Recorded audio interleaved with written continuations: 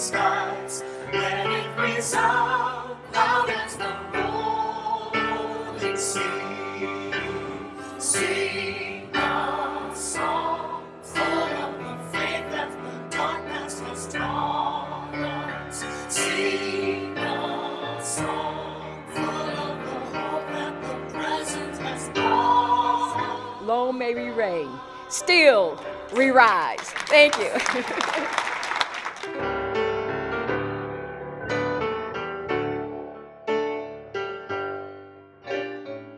This is Bishop Tony Branch. We are the NAACP Forum. You all already know we are Brockton's choice for civil rights news. In the studio audience, you can't hear them clapping, but they're clapping. I have a distinguished civil rights leader, Rahsaan Hall, attorney at law. I don't understand something before we even get started. So, right. I don't know if you've been, I tell people come in just like this in my living room. Mm-hmm. You could be working for the largest law firms in this country, but yet and still, sir, you're running for Plymouth County District Attorney. That's right. I'm going to ask you why soon. We're going to figure that out. Okay. But tell us, who are you? Yeah. Who is the real Rahsaan Hall? Yeah. I'm a lover of my people. Yes. And an advocate for justice. My whole life has been, particularly my professional career, has been committed to serving those who have been on the margins and the least of them. I'm a civil rights attorney. I'm a former prosecutor myself. I'm also an ordained reverend. Yes. And I've served on numerous boards. I'm a husband, a father, and a proud resident of the City of Champions, Brockton, Massachusetts. So when you look at the district attorney's office, so I know that you have done so many symposiums on, I believe it was a DA Makes a Difference or something. If I've said that wrong, please charge it to my heart, not to my mind, or vice versa. Head, not the heart. Yeah, yes. So I know that you have done these symposiums. Why does a DA make a difference? It's because the district attorney is one of the most powerful people in the criminal legal system that very few people know about. Before I decided to run for office, I was working at the ACLU of Massachusetts, the American Civil Liberties Union. I was the director of their racial justice program. And one of the programs that we ran was the What a Difference a DA Makes, to educate people on the role, power, and influence of district attorney. We did some polling and we found out 4 out of 10 people didn't even know the DA was elected. Very true. But then when we told them all of the things that DAs have power and control over in the system, 81% said that they would pay more attention in the next election. So charging decisions, who gets charged, what they get charged with, making bail requests before the court, determining plea negotiations and how they leverage information or different charges to get guilty pleas from people, what type of information gets turned over to the accused, holding police accountability, influencing the legislature when they're trying to reform the system. These are all things district attorneys have power over, and most people don't pay attention to it or know how much power they have. So listen, I've looked at the pundits on social media, and I know that people have come after you saying that basically you're not going to be tough on crime. Let me be clear, I don't know what that means, and that's probably question number 9, but I'm going to actually fast forward to that. What does tough on crime mean when you ask for a definition and compare that to your platform? What are we looking at? So when people talk about this idea of being tough on crime, they're talking about giving the harshest penalties as a form of deterrent, right? You have to throw the book at people in order to keep communities safe. Unfortunately, that's inaccurate, but it has had a detrimental impact, particularly on communities of color, the Black community in particular, as well as poor communities. And so what my platform is about, looking at evidence-based practices that will reduce the footprint of this system while at the same time keeping communities safe. There are research and data and studies that show when you divert people out of the system, particularly people charged with the first offense for low-level nonviolent crimes, they're less likely to cycle back through the system. When you give people treatment and services instead of just punishing them, who are struggling with substance use disorder and mental health issues, they're more likely to be stable members of society. society. That's the approach that I want to take. And so this tough on crime notion is just, there's reams of data and history that show us that it doesn't work. People talk about law and order, but I'm reminded of the words of the Reverend Dr. Martin Luther King, who said, law and order exist to produce justice. And when they fail in that, they become dangerous dams that block social progress. And that's what we've seen in this system. So let's get a little bit dangerous. You have not run a campaign that has been controversial or negative at all, especially against your opponent. But I have to ask you, have we seen justice with respect to D.A. Cruz? Give us some examples if we have. Sure. My campaign slogan or theme is reclaiming the spirit of justice, because for too long we have seen too many injustices under the mantle of justice. As the top law enforcement officer of the county, they are charged with being a minister of justice, not just seeking convictions, but what we've seen coming out of this office, and anything that I'm saying can be found in the Boston Globe or the Enterprise. The wrongful conviction of Darrell Jones, a man who was convicted and served 32 years for a crime he did not commit. And when there was a motion for new trial granted, instead of dismissing the case, this office prosecuted him again. Fortunately, he was acquitted. The wrongful conviction of Frances Choi, an Asian woman who was convicted, charged and prosecuted for the murder of her parents and an arson, when there was evidence that showed that the prosecutors did not put forth all of the exculpatory evidence, that there was someone else who was responsible for it, and that there were racist emails that were exchanged by the prosecutors expressing anti-Asian sentiment, who prosecuted that case. And any number of stories dating back to 2015, when there were the use of confidential informants, people who had pending criminal cases, giving them breaks so that they could testify against someone else, which is a common practice. But there were, it is a common practice, but some of the charges and some of the deals that were given to some of these individuals raised significant questions. The kind of zero tolerance approach that this office has taken to low-level offenses clogs up the courts. I was in court the other day for a young man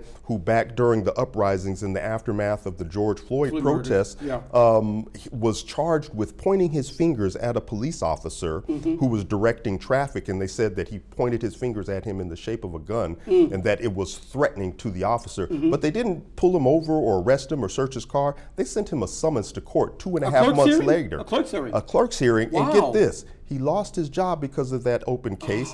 The case is still pending. It's been 2 years. Those are the types of injustices that exist under this administration. That's separate and apart from the lack of transparency. When I was at the ACLU, we sent public records requests to all the DA's offices across the state, all 11. 10 of the DAs gave us the records we asked for, either for free or for a nominal charge. The one that didn't was the Plymouth County District Attorney's Office. They said it would cost $1.2 million to fulfill those public records requests. And so when we turned around and told them that we were about to sue them and file the pleadings, they said, went out and hired a law firm on taxpayer dollars, outside counsel on taxpayer dollars, and then ended up giving it to us for free.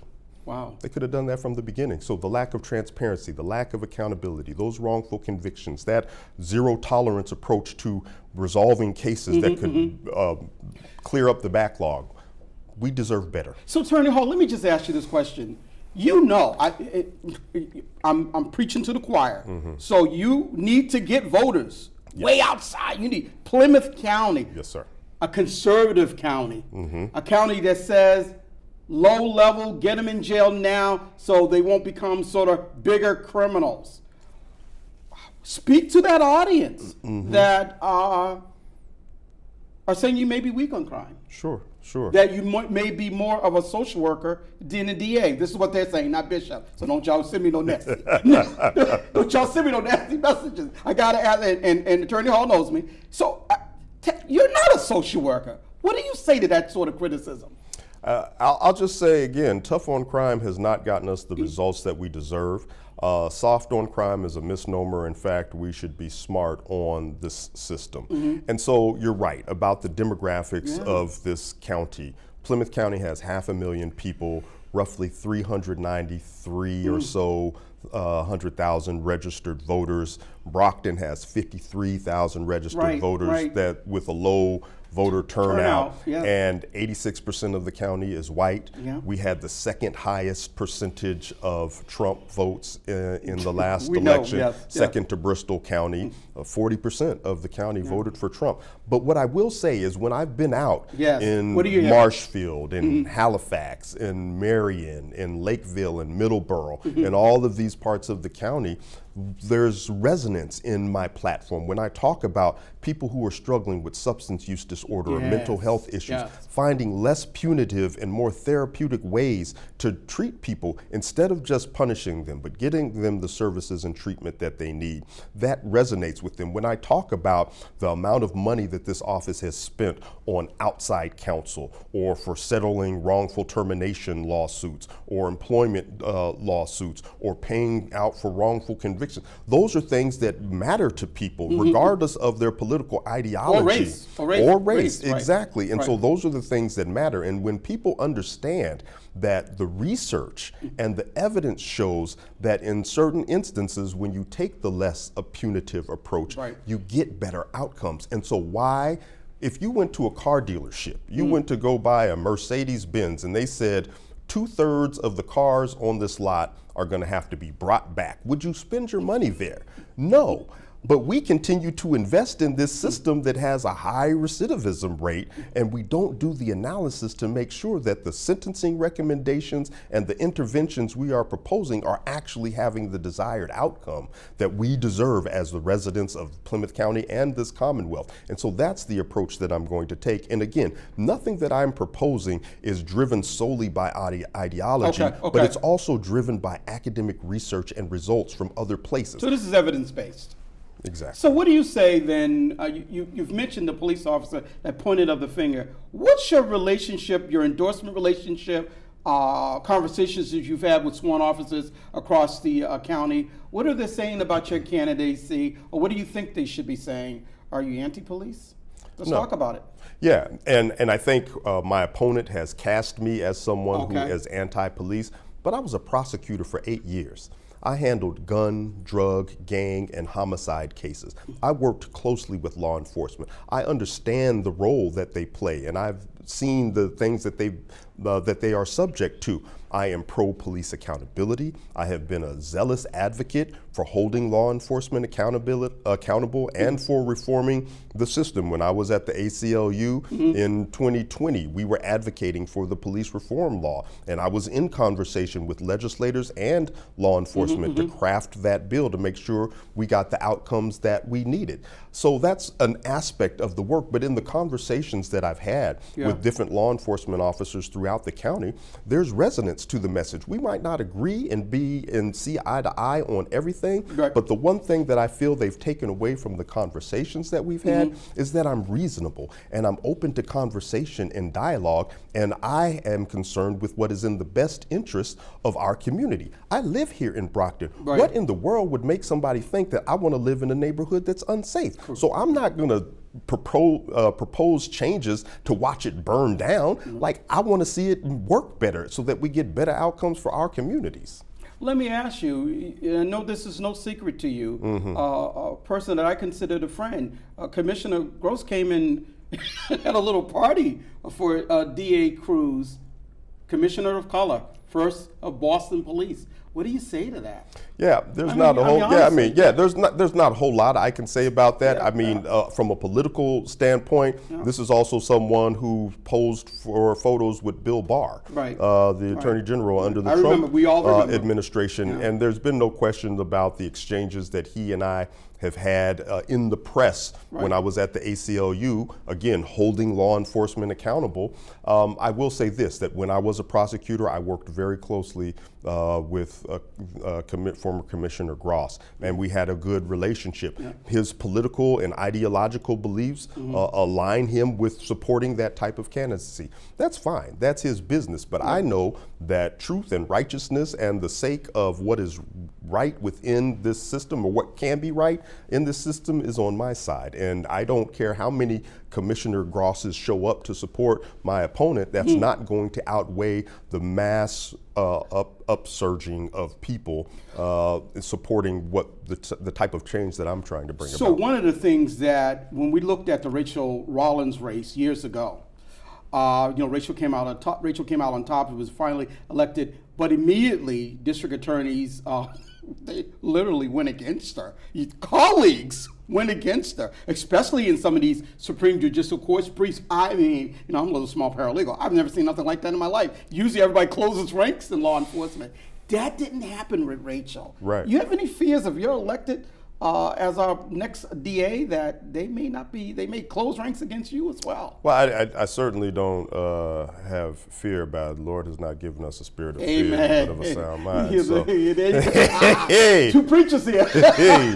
But what I will say but you understand is, what I'm asking. I'm concerned about it Yeah, because yeah. the ability to be effective Exactly. in leading an agency and an organization depends in some respects on the ability to garner support Right. and buy-in. That said, I've made several relationships with folks in the community in leadership positions, Good. and to the extent that I can't execute my program through them, I'll find other means to do it. But I'll continue to engage people with respect and with an appreciation for the role that they are in. But ultimately, my sense is that the desires of the community Right. will prevail, and if elected, that is a signal that there is a desire for change. So I'm going to be kind of careful in this next question, but I think it's a fair question. How do you dismiss the perception, I'm being respectful, that you're a black candidate? Mm-hmm. Because you're not. Mm-hmm. You just so happen to be black, running for this. How do you dismiss that perception that really you're all in this for everyone across this county? Yeah. Well, I mean, being a black man is certainly central to my identity and right, how right. I navigate Right. this world. And so what I do and how I show up is going to be consistent with who I am at the core of my being. So I'm not going to tone down the issues of concern that arise because of my life experience as a black man. I'm also going to be intentional about addressing racial disparities and racism within the criminal legal system. It certainly is. Uncomfortable. What are you doing? Don't you want to win? I mean, and so I'm serious. and that's a very good question, right? Because what is the political calculus Yes. that black candidates have to perform in order to have some level of success in districts, in jurisdictions where there is a backlash, right? And so I think because I am thoughtful about the way that I engage on topics of race and not so much going in an accusatory, blaming and shaming way, but being curious. What informs a person's perspective on race? What informs their desire to want to cast a broad net on an entire group of people or perceive that there is a threat or a danger from someone like myself running in this role? And so I think that is going to have resonance and connect with people, and so folks don't feel attacked and can enter into space to have conversations about what it means to have a black person in this role. Right. Oh, that was an awesome answer. We need to learn from that answer. Well, tell us a little bit about, I wrote this big note here on bail reform. Yes. Now, again, it goes back to the conversation. You're trying to let them all out of jail. That's not what you're saying. Right. What is your position on bail reform? How far do we need to go, keeping people safe as well? Yeah, I do believe that cash bail is a problem. You do believe that? Oh, absolutely. Because would you eliminate it? Well, I can't. It's not the role of the district attorney to eliminate cash bail. I would certainly limit the use of requests for cash bail. But legislation that may come forth, or it may already be, I know that is in Illinois. If we did something like that in the Commonwealth, would you wink an eye and say it is what it is? Or would you say, well, no, we may need some sort of bail system? What do you say? And so one of the things, the role of the prosecutor is to weigh in on legislation. And what I think would happen, and this is being pragmatic. I know you are. A piece of legislation to eliminate cash bail, based on my assessment of the Massachusetts legislature, would not pass. But what I would do is use my voice to weigh in on how we can move towards the elimination of cash bail. Because the problem is, when you think about the purpose of bail, it is simply to assure a person returns to court on their next court date. We know better. We know better, but the law has been specifically to that extent, though, right? In 2016, 2017, the court decided, Commonwealth v. Brannigan, which said you can't use bail just to hold somebody. It has to be something that's affordable. And then in the 2018 criminal law reform bill, they made the requirement that there be an assessment of a person's ability to pay. Right. And so, again, it's about ensuring that a person returns to court on the next day. And to the extent that we have concerns for our safety, that this person is going to present a danger, there is a separate set of a separate hearing that allows for dangerousness hearings for a person to be held. And so without the proper assessment to be done, I think we're running a risk of either holding everybody without bail or trying to use cash bail to hold people for reasons that are not appropriate pursuant to the bail statute. So the bottom line is, I would limit it I would limit the use of cash bail in my office. I would use dangerousness hearings where appropriate, where there is a threat to public safety. And I would use my platform as a district attorney to talk about the value of moving away from cash bail, but also building up the systems and supports to make sure that people are returning to court the next day. So you said in your office. So that makes me want to broach this very important subject. Anyone that enters into arraignment 8, if y'all don't know what arraignment 8 is, go Brockton District Court arraignment 8. You enter into arraignment 8. You come into the door. You have the court officers. You have I'm gonna tell you like it. A lot of black people, a lot of Latinx folks that are in those pews.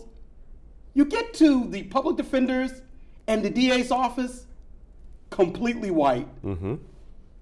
Tell us a little bit about equity and diversity in your office. How do you change that sort of imagery that we're about to go to jail and the system that is putting us there respectfully is white? Yeah, and when I served as a prosecutor, that was one of the things that I was concerned about. I mean, at first I didn't want to be a prosecutor because I didn't want to be a black man sending other black folks to jail. But the person who hired me was Ralph Martin, who was the DA in Suffolk County, who was a black man, and said, but your community, the victims of crime, the people who live in neighborhoods who are beset by violence deserve to have you represent them. And so to that point, I would work on building out a pipeline to make sure that we are attracting and drawing in talent that looks like the communities that are being prosecuted by this office. So it starts with working with the high school kids, with Massasoit Community College. I did my policy rollout specifically at Massasoit Community College, and because I knew that there were larger numbers of students of color there, and to put before them the idea of the possibility of a career here, but also to begin to make those connections so if they think about wanting to do this work, they can come. Doing recruitment fairs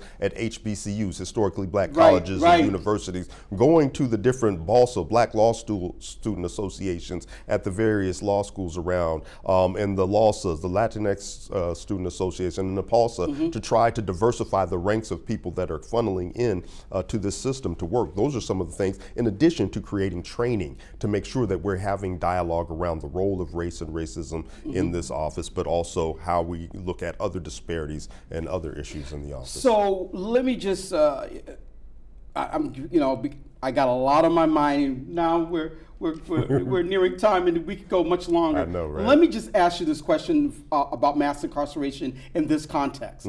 So, Attorney Hall, a lot of the district attorneys have been Democrats. So we're going to talk pure politics on this. Democrats have been responsible in this Commonwealth for mass incarceration. They've been the political leaders, they've been the DAs, they've been the Attorney General. As a matter of fact, when they came out to the clergy to support Maura Healey for Attorney General, one of the first things we said, what are you talking about? Black folks don't vote for Attorney General, y'all prosecute us. You clearly are trying to break that yoke. What is your platform in terms of the reduction of mass incarceration, especially in terms of you being a part of the political nomination of a Democratic Party that has not been a friend to black people? Right. Can we be honest? Yeah. Talk to me about this. So I think we can go on. yeah, I know, right? So when it comes to mass incarceration, Yeah. I will note that Massachusetts has the lowest incarceration rate Good in the news. country. However, if Massachusetts was its own nation, we would have the 11th highest incarceration rate in the world. So we can celebrate being the best of the worst, but we should focus on how do we reduce that even further. Right. And even if somebody's okay with being the best of the worst, we have some of the worst racial disparities in the country when it comes to black and versus white disparities and Latinx. And so, yes, the Democrats have been in charge and have ushered in this system, and I think it goes beyond political ideologies. I think it is the nature of this system and how it is structured and the laws that are on the books. But one of the things that prosecutors wield is a lot of discretion, and absent an intentional commitment to addressing incarceration rates and racial disparities within the system, those rates will continue to rise. We've seen a substantial reduction in incarceration with the decriminalization of marijuana. We saw a substantial reduction in incarceration with the 2018 criminal law reform bills. Things that the current incumbent, who's been there for 21 years, wants to take credit for these reductions. Meanwhile, he opposed them in 2018 and opposed the decriminalization and cannabis. legalization of cannabis, but wants to say, look at these low incarceration rates and these low crime rates as if his policies had something to do with it. Tell us in the last couple of minutes, how are you going to reclaim the spirit of justice? What's your closing argument? So my closing argument is that people should visit the website, hallforda.com, to learn more about me and this campaign, because as I said, for too long we have been suffering under injustice in this county and throughout this Commonwealth. And it is time for that to change, to have a system that is more fair, equitable, and just. We need to be pursuing alternatives that are based in restoration, transformation, and healing. And we can do that in a way that keeps us safe and that is evidence-based. And that's what the residents of Plymouth County deserve, not a quarter century of leadership that leads to more injustices than positive outcomes.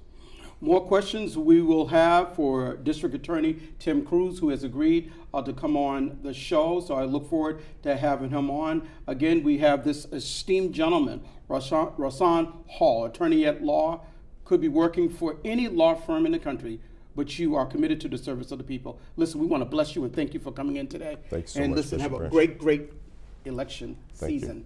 This has been Bishop Tony Branch. We are the NAACP Forum, and I made it clear, we are Brockton's choice for Civil Rights News. Thank you.